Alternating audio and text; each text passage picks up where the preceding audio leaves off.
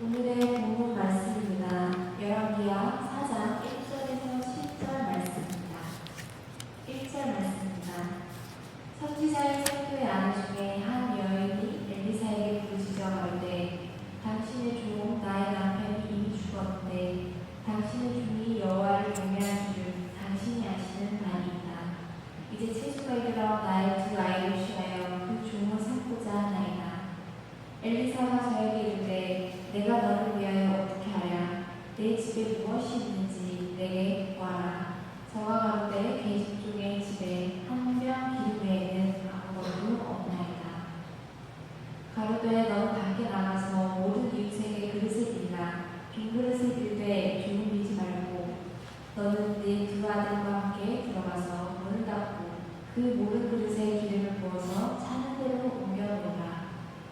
여인이 올라가서 그 두 아들과 함께 문을 닫은 후에 저희는 그릇을 그에게로 가져오고 그는 부었더니 그릇에 다 찬지라. 여인이 아들에게 이르되 또 그릇을 내게로 가져오라. 아들이 가로되 다른 그릇이 없나이다 하니 기름이 곧 그쳤더라.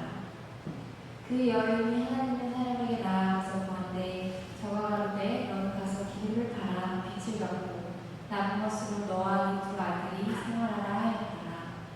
아멘. 할렐루야. 오늘도 말씀을 찾아 교회에 모이신 우리 성도님들을 주님의 이름으로 환영하고 축복합니다. 우리 모이신 우리 성도님들끼리 한번 인사했으면 좋겠습니다. 오늘도 교회에 오신 걸 환영하고 축복합니다. 우리 역사가 인사하겠습니다. 축복합니다. 조금 추우신가요? 에어컨 그대로 둘까요? 참 감사하죠. 더운 나라에서 이렇게 시원하게 예배드린다는 거. 우리 1절만 다시 한번 읽겠습니다. 오늘 본 말씀 1절 같이 합독하겠습니다. 시작. 선지자의 생도의 아내 중에 한 여인이 엘리사에게 부르짖어 가로되 당신의 종 나의 남편이 이미 죽었는데 당신의 종이 여호와를 경외한 줄은 당신이 아시는 바입니다. 이제 체주가 이르러 나의 두 아이를 취하여 그 종을 삼고자 하나이다. 아멘. 우리 인간 모두는 우리에게 주어진 인생 가운데 반드시 고난을 마주하기 마련입니다. 인간 역사상 고난 한 번 없이, 그냥 환난 한 번 없이 그저 평탄한 인생을 살았던 인간의 역사는 지구상에 존재하지 않습니다. 얼마 전에 제가 유튜브를 이렇게 뒤져보는 중에 8살 꼬마아이랑 인터뷰했던 거를 한번 보게 됐습니다.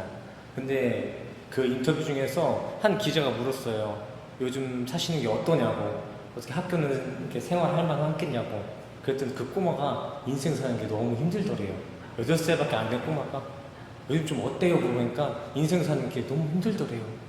왜 그렇게 힘드냐 물어봤더니 엄마가 게임을 못하게 해서, 숙제하는 것도 너무 힘들어서 사시는 게 너무 힘드시대요. 이렇게 우리는 남녀노소 나이를 불문하고 어떤 경중의 정도를 떠나서 각자만의 고난과 항상 우리의 인생이 겹쳐져 있습니다. 여기에 모이는 우리 성도님들께도 한번 묻고 싶습니다. 그 꼬마에게 물었던 것처럼 우리 성도님께도 묻고 싶습니다. 우리 성도님들 요즘 살만하십니까? 아니면 나는 살면서 고난이나 역경 한 번 없이 마냥 기쁘게 행복하게만 살았다고 이렇게 자부하실 수 있는 분 계시면 한번 손 들어주시기 바랍니다. 없으신가요? 네, 이렇게 우리 인간은요, 누구 하나 예외 없이 모두가 고난을 맛보며 살아갑니다. 하지만 우리 인간은 그 고난을 마주할 때면은 그걸 불운이나 불행, 저주로만 여깁니다. 왜 나한테만 이런 일이 생기는 거지? 왜 나만 이렇게 불행한 거지 하면서 상대적 박탈감에 난만한 것이 일반적인 모습이에요. 그러나 그것은 우리 인간이 고난에 대해서 진정한 의미를 깨닫지 못했기 때문에 고난을 불필요하게 기피하는 것이지, 하나님의 섭리 가운데 고난은 우리 인간이 반드시 마주해야 할 하나의 코스입니다. 삶의 여정이에요. 정말 우리 인간에게 고난의 역사가 필요 없어도 됐던 거라면은 하나님은 고난 자체를 만들지도 않았을 것입니다. 아니, 적어도 그를 따르는 기독교인들에게는 고난을 주지 않았겠지요. 하지만 우리 인생은 어떻습니까? 우리 성도의 인생은 어때요? 고난의 연속입니다. 그 말은 즉슨 고난 또한 우리 인간들의 필요에 의해 주어졌다라는 것입니다. 아라비아에서는 이러한 고난의 과정을 두고 한 가지 속담을 풀어냈습니다. 햇빛만 비추면 사막이 된다. 아무리 따스한 햇빛이 좋다 할지라도 이 땅에는 비와 바람이 동반되지 않으면 결국엔 황폐한 사막이 되어버린다는 것입니다. 이와 마찬가지로 우리 인간의 삶 또한 사막이 되기를 면하려면 반드시 비와 바람과 같은 고난을 마주해야 합니다. 피할 게 아니에요. 그렇다면 이 고난은 우리에게 왜 주어지는 것일까요? 고난이라는 것은 우리의 삶의 여정이 맞습니다. 인정하겠습니다. 근데 왜 인간의 필수 여정이 고난일까요? 인간의 연약함과 그 연약함을 도우시는 하나님의 도우심, 그 주권을 인지하고 인정하기 위해 우리에게 고난이 주어지는 것입니다. 우리 인간은 죄로 인해서 스스로 만족을 누릴 수 없는 존재가 되었습니다. 주어진 것에 감사하는 법을 몰라요. 고난이라는 그 찔림이 없으면 우리 인간은 암만 풍요로운 삶을 누린다고 해도 감사할 줄 모르고 그저 스스로가 잘난 맛에 도취하며 살아갑니다. 생각 한번 해보세요. 우리는 자신의 몸이 건강한 이 상태를 내가 관리를 너무 잘했기 때문이다 라고 생각하고요. 또 원만한 인간관계를 가질 때면은 내가 열심히 인간관계를 잘 유지했기 때문에 지금 이렇게 된 것이다 라고 인지하며 살아갑니다. 인과응보, 내가 한 대로 보상받는다. 인간은 이를 합당한 이치로 인지하고 있어요. 하지만 이게 바로 선악과를 잡수신 그 인간의 표본입니다. 인간의 노력이라는 선의 탈을 쓰고 있는 범신론의 악. 이건 이치가 아니라 하나님의 주권을 범하는 것입니다. 하나님은 바로 이러한 인간의 시도가 허망한 죄임을 발각해내기 위해서 우리에게 친히 고난을 주신다는 것입니다. 생각해보세요. 그렇게 정작 인간의 노력으로서 모든 걸 이룰 수 있다, 바꿀 수 있다는 우리 인간들의 실상은 어떻습니까? 허망함만 남아있습니다. 실제로 담배 안 피고 술 안 마시고 매일 운동하는 사람도 병에 걸릴 사람들은 다 병에 걸리죠. 그리고 인간관계 또한 암만 내가 정 주고 맘 주고 몸 다 줘도 떠나갈 사람은 다 떠나갑니다. 그것도 그냥 떠나가나요? 발에 도끼를 찍고 떠나가죠. 이거는 불운이 아니라 인간의 무능과 하나님의 주권을 고난으로서 증명하고 있는 것입니다. 조금 더 들어가서 몇몇 사람들은 교회를 열심히 다니길 노력하면은 윤택한 삶, 풍요로운 삶을 누릴 수 있다라고 이해하고 있는데 정말 그런가요? 정말 지성이며 감천이라고 정말 교회 열심히 다니는 사람들은 다들 만수무강하고 운수대통한가요? 우리 성도님들 고난 없이 운수대통하세요? 하시는 사업들, 회사 생활들 다 잘 되고 계세요? 공부하는 족족 다 A뿔 맞고 계세요? 아니요. 기독교인들도요. 남들과 똑같이 아프고요. 때로는 믿지 않는 이방인들보다 못된 사람 꼭 잘 살잖아요. 그런 사람들보다 더 큰 고난에 놓일 때도 있습니다. 왜일까요? 왜 기독교인들이 더 힘들까요? 하나님은 거짓이기 때문이니까 그럴까요? 그렇지 않습니다. 성도가 겪는 세상보다 더한 고난은 하나님의 주권이 우리 성도들에게 강권적으로 역사하고 있음을 의미하는 것입니다.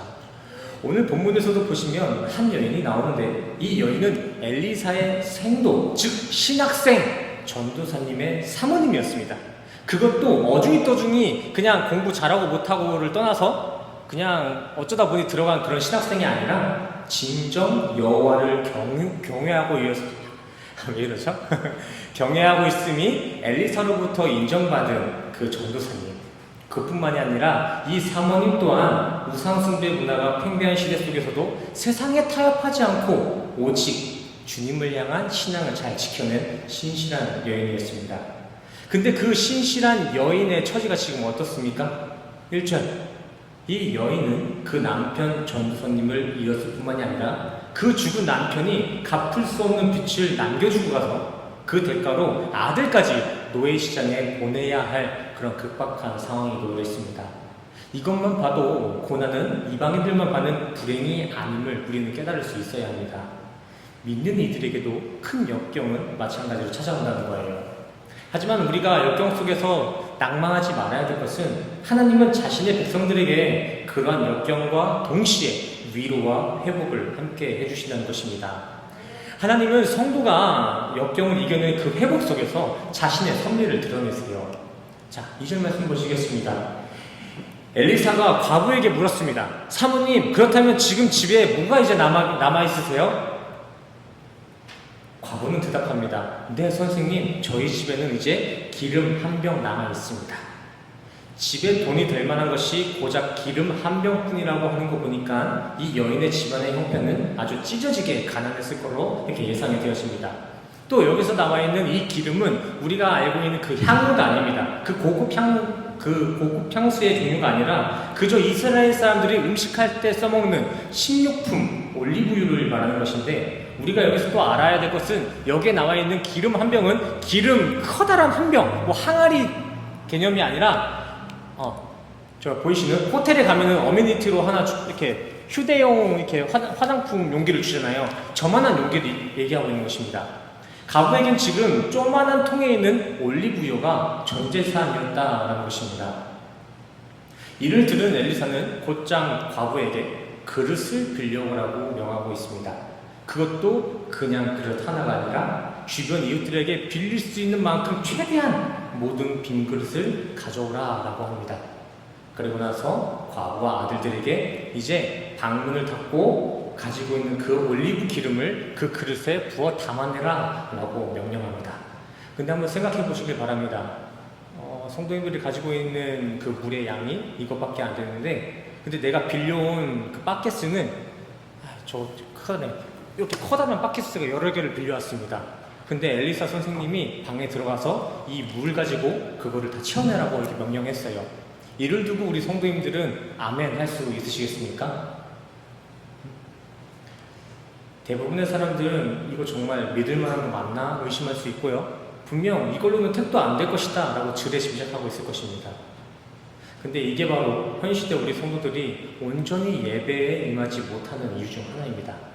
예배에 임하고 하나님의 역사를 바라보는 데 있어서 정결한 마음, 순결한 시선으로 보는 게 아니라 자본주의의 관점, 과학주의의 기준으로 판단자의 자리로서 임합니다. 저 목사님의 설교는 요즘 세대 잘 맞지 않네. 응?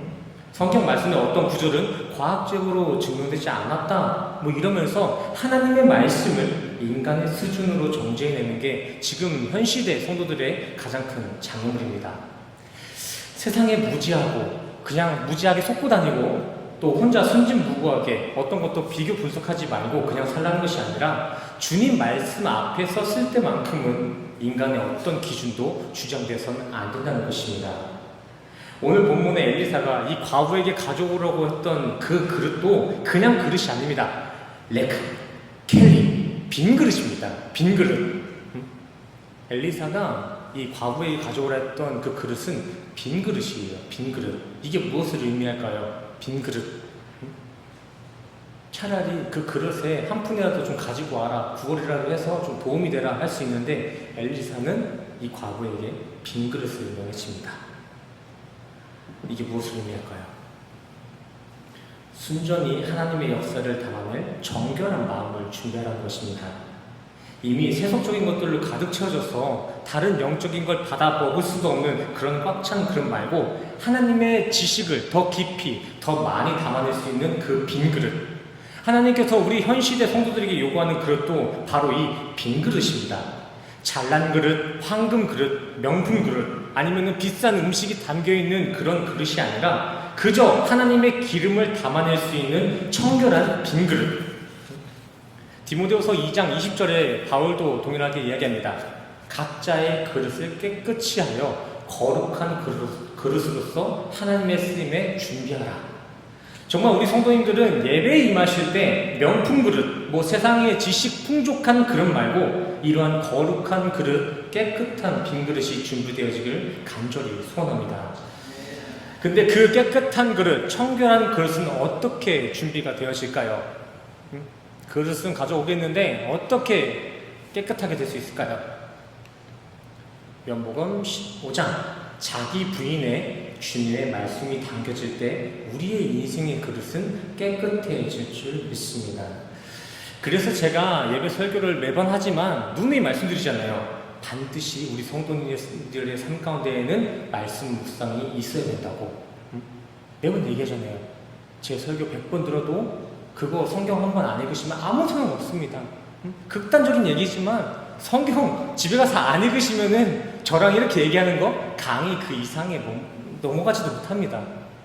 꼭 성경 읽으셔야 돼요. 내가 먼저 말씀으로 빈 그릇이 되어 있지 못하면 어떠한 신령한 기름이나 은혜가 주어진다고 해도 우리는 그걸 담아낼 수 없으니까 우리는 먼저 말씀으로 깨끗해져야 된다는 것입니다. 이건 저뿐만이 아니에요. 성도님들이 그 빈 그릇을 가져오지 못하면 엘리야가 지금 이 자리에 다시 살아나도 성도님들은 은혜 못 받습니다. 응? 잘하고 못하고를 떠나서 예수님이 다시 와도, 예수님이 이 자리에 다시 오셔서 설교한다 할지라도 성도님들의 마음의 그릇이 비어져 있지 않으면 우리는 성령의 기름 못 받아갑니다. 다시 이어서 그렇게 과부는 엘리사의 명령에 순종하는 마음으로 빈 그릇을 들고 방문을 닫고 들어가 그 빈 그릇에 기름을 붓기 시작했습니다. 근데 이게 웬걸? 이 기름이 수도꼭지 달린 것 마냥 그치지 않고 계속 나옵니다. 언제까지 나왔죠? 6절. 자신이 구해온 모든 그릇에 기름이 가득 채워질 때까지 그 기름은 흘러넘쳤습니다. 그렇게 과부는 그 흘러넘친 기름을 가지고 빛을 다 갚았을 뿐만이 아니라 남은 그릇의 기름으로 생계를 유지하는데 실질적인 도움을 받았다는 이야기가 오늘 본문의 대략적인 스토리입니다. 한 줄로 요약해보자면 믿음의 순종이 낳은 하나님의 축복. 하지만 우리가 이것보다 먼저 오늘 본문에서 얻어야 할 통찰은 하나님의 긍휼하심입니다. 그릇을 준비한 행위를 먼저 고찰하기에 앞서서 우리는 조망만한 한 병의 기름으로 그 많은 그릇에 풍족히 채워내시는 하나님의 한없는 도우심을 먼저 기억할 필요가 있습니다. 순종의 행위를 드러내기에 앞서서 혼탁한 우상숭배 시대에서도 자신의 백성들의 작은 신음을 반드시 들으시고 위로하시고 도움을 주시는 하나님의 무한한 은혜, 우리는 이 하나님이 베푸신 그 긍휼을 이해하고 그것을 근거하고 나서 순종을 이해하고 격발해야 될 필요가 있는 것이죠. 또한 우리는 오늘 본문 속에 나타난 기적이 예표하고 있는 그 그리스도의 사역까지를 발견할 수 있어야 됩니다. 오늘 우리는 이 열왕기하 4장 말씀을 읽었을 때 이것은 엘리사가 일으킨 기적 이야기구나 이렇게 끝내야 되는 게 아니라 예수 그리스도의 사역까지 이렇게 오버랩이 되어야 된다는 것입니다. 오늘 함께 보신 본문의 진리는 그저 순종이 낳은 기적의 끝이 아니라는 것이죠. 이 기적이 장차 오실 예수 그리스도의 사역을 가리키고 있음을 우리는 확인할 수 있어야 돼요. 열왕기상이든 어떤 성경이든 간에 그 성경의 점들 하나하나가 이렇게 이렇게 그려졌을 때는 예수라는 그 이름이 딱 나와 있어야 됩니다. 그래야 성경을 올바로 묵상했다 할 수 있는 거죠. 이런 해석들이 너무 알레고리틱하다라고 생각할 수도 있겠지만 종교개혁가 마틴 루터도 성경의 모든 곳에서 그리스도를 발견해야 한다라고 말한 바가 있습니다. 제가 하는 말이 아니라 종교개혁가 마틴 루터, 조금 신빙성이 있죠. 자, 보세요. 오늘 본문 엘리사가 어떻게 불려지고 있나요? 7절 말씀에서 하나님의 속성을 드러내는 하나님의 사람으로 불려지고 있습니다. 그리고 그 하나님의 사람 엘리사는 누구의 영감을 받은 제자였죠? 누구의 영감? 모르는 건지 부끄러우신 건지. 엘리사는 엘리야의 영감을 각절로 받은 엘리야의 제자입니다. 오늘 과거의 기름 기적부터가 엘리야가 행했던 열왕기상 17장 말씀에 똑같은 그 맥을 이루고 있잖아요. 근데 또 그 엘리사에게 영감을 이어준 엘리야는 누구를 예표하죠? 엘리야가 예표하는 인물, 예수 그리스도. 엘리야와 또 그 엘리야의 영감을 갑절로 이어받은 엘리사 모두는 예수 그리스도를 예표하는 하나님의 사랑이라는 것입니다. 우리는 엘리야와 엘리사의 그 이야기를 볼 때면은 예수 그리스도의 사역이 함께 이렇게 그려져야 될 필요가 있다는 것입니다. 제가 개연성 없이 막 그냥 갖다 붙이는 게 아니라 그들이 행한 기적과 예수님의 사역도 한번 비교해 보시면 이해가 쉬우실 것입니다. 엘리사가 나만 장군의 나병을 고친 사건과 예수가 중풍병자들, 귀신 들린 자들을 치료한 사건, 이 둘의 양상을 한번 비교해 보시고 또 엘리사가 수냄 여인의 아들을 살린 사건과 예수님께서 나사로를 살린 사건, 엘리사가 흉년에 처한 그 이들에게 보리떡 20개와 채소로 100명을 먹였던 그 사건과 예수님의 오병이어 사건을 한번 보세요. 이외에도 엄청나게 많아요. 근데 이렇게 몇 가지만 살펴봐도 엘리사가 보인 표적은 단순한 인간의 표적이 아닌 예수님의 사역과 관련이 있음을 우리는 확인할 수 있습니다. 아니, 이런 객관적인 비교가 아니어도 성경은 곳곳에서 이러한 엘리야와 엘리사의 역사가 예수님의 사역을 예표하고 있음을 원색적으로 증거해주고 있습니다. 자, 말라기 4장 5절, 보라, 여호와의 크고 두려운 날이 이르기 전에 내가 선지자 엘리야를 너에게 보내리니. 아멘. 이 구절에선 지금 이미 하늘에 들려 올라간 엘리야를 다시 이 땅에 보내겠다고 말씀해 주셨습니다. 그리고는 예수님이 오셔선 자신의 길을 예비하는 요한을 이르러서 마태복음에 이가 바로 엘리야다 라고 말씀하시고 있습니다. 또한 변화산에서도 야고보와 또 요한, 베드로에게 모세와 엘리야의 형상을 계시하시면서 엘리야의 역사가 곧 그리스도의 동일한 선상을 그리고 있었음을 증거해 주셨습니다. 마지막으로 또 누가복음과 요한복음에서는 예수님께서 직접 성경의 궁극적인 지향점이 자신을 가리키고 있음을 원색적으로 증거해 주셨습니다. 누가복음 24장 27절 읽겠습니다. 이에 모세와 모든 선지자의 글로 시작하여 모든 성경에 쓴 바 자기에 관한 것을 자세히 설명하시니라. 너희가 성경에서 영생을 얻는 줄 생각하고 성경을 연구하거니와 이 성경이 곧 내게 대하여 증언하는 것이라. 아멘. 오늘 읽은 본문 내용도 결국은 다 예수 그리스도를 그리고 있다는 것입니다. 제가 오늘 본문을 준비하면서 여러 가지 해석들도 있고 문화적이고 역사적인 측면의 설명도 많이 들을 수 있었어요. 근데 그런 거는 많은 사람들이 합니다. 하지만 오늘 본문 말씀이 예수를 가리키고 있다는 설교는 아무도 하지 않아요. 그래서 내용이 조금 어렵게 느껴질 수도 있겠지만 제가 오늘은 이렇게 연결해 봤습니다. 오늘 우리가 말씀을 볼 때면은 항상 우리는 예수 그리스도가 딱 떠올라야 돼요. 어떤 본문을 가지고 와도 성경이 66권인데 그 66권 모두가 다 예수를 그리고 있다는 것을 반드시 인지하실 필요가 있다는 것입니다. 이를 적용해서 오늘 내용 정리해 보겠습니다. 잘 믿는 성도들에게도 분명 고난은 주어집니다. 왜냐하면 고난은 저주가 아니라 우리의 연약함과 하나님의 주권을 깨닫게 해주는 도구요, 수단이기 때문입니다. 그래서 성도는 고난에 있어 세상의 방법을 찾아 나설 게 아니라 오늘 본문에 나온 과부와 같이 더욱 주님 앞에 나아가야 하는 것입니다. 두 번째, 성도가 하나님을 예배하는 데 있어 준비해야 될 것은 깨끗한 복장이나 헌금이 아니라 빈 그릇입니다. 빈 그릇. 우리가 예배하러 나오는 데 있어서 우리가 준비해야 될 것, 좋은 성품도 아니고 인격도 아니고 빈 그릇입니다. 근데 이 빈 그릇은 자신을 부인하고 예수를 끌어안을 때 주어지는 정결함을 의미하는 것이며, 그렇게 예수와 이렇게 연합을 맺혀지게 된 그 빈 그릇 가운데 하나님은 성령의 기름을 부어주실 줄 믿습니다. 하나님은 자신을 경외하는 아들들에게도 채권자의 노예가 될 만큼 세상 커다란 위기 또한 허락하십니다. 세상은 또 그렇게 기독교가 당하고 있으면은 그게 너무나 재밌는지 조롱합니다. 또 성도의 아픔을 무시합니다. 하지만 하나님은 그러한 상황 속에서도 끝까지 자신을 신뢰하며 간구하는 이들에게 성도만이 누릴 수 있는 위로와 회복을 갑절로 회복하실 것이며, 성도를 조롱하는 이들은 반드시 그 대가를 심판대 앞에서 받을 것이라 믿습니다. 잠시 살아가는 이 세상에서 우리 성도가 해야 될 일은 단 한 가지입니다. 단 한 가지. 빈 그릇 되는 것. 하나님의 영광을 담을 빈 그릇 되는 것. 예수 그리스도를 더욱 간절히 붙잡아서 깨끗한 빈 그릇이 되는 것. 그렇게 하나님의 진리를 담아낼 준비하는 것. 이것이 우리에게 인생이 주어진 이유입니다. 이것만이 우리가 주님 앞에 영광 돌 수 있는 거예요.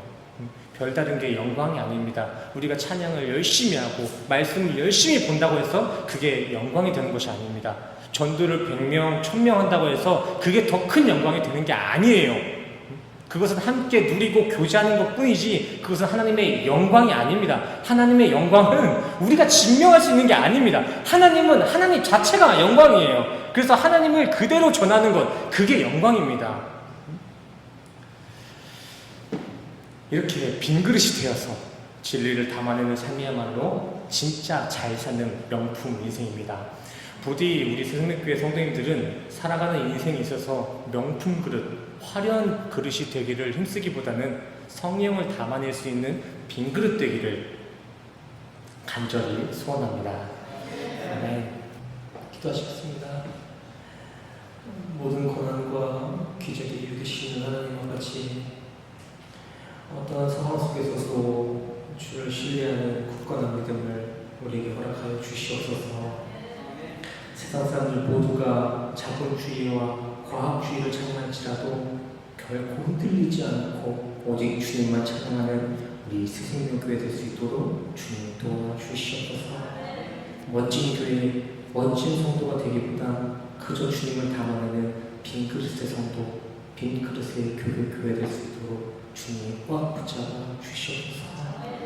주님, 이 시간 이러한 자기 부인과 주님만을 의지하기 때문에 순전한 고백을 가지고 주님 앞에 헌신 봉사와 물질로서 봉헌하는 이들이 있습니다.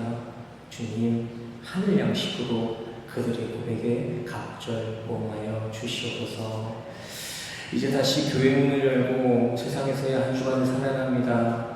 세상 질서 속에 허물되지 않고 세상 속에서도 영적 예배를 이어갈 수 있는 우리 새생명교회 성도님 될 수 있도록 주님 도우시고 인도하여 주시옵소서.